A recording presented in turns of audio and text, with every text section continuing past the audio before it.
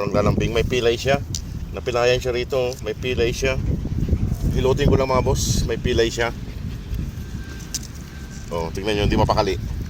At saglit, hilutin ko lang yung pilay mo. May kunting pilay siya, ewan ko kung anong nangyari.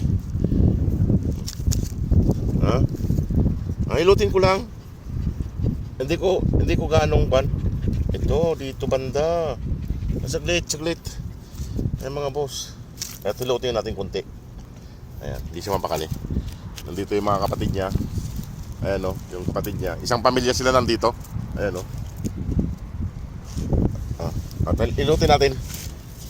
Ito malambing to. Ito yung inaway ng family white. Saglit.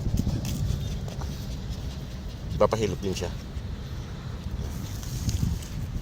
Saglit ay ilutin ko lang yung paa mo. Ayan. Okay na yan ha. Ayan mga boss.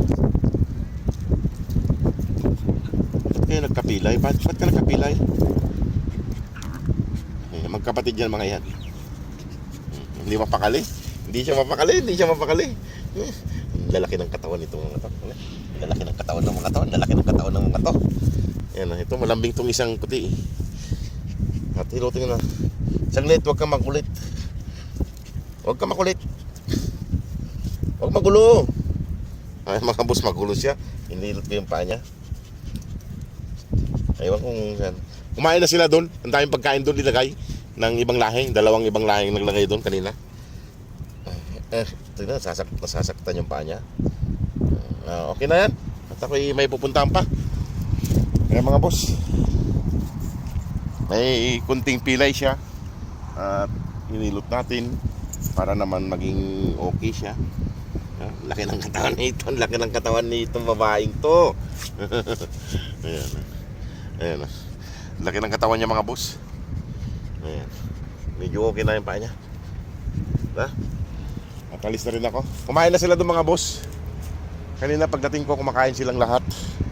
Maraming linagay na pagkain ng ibang lahi.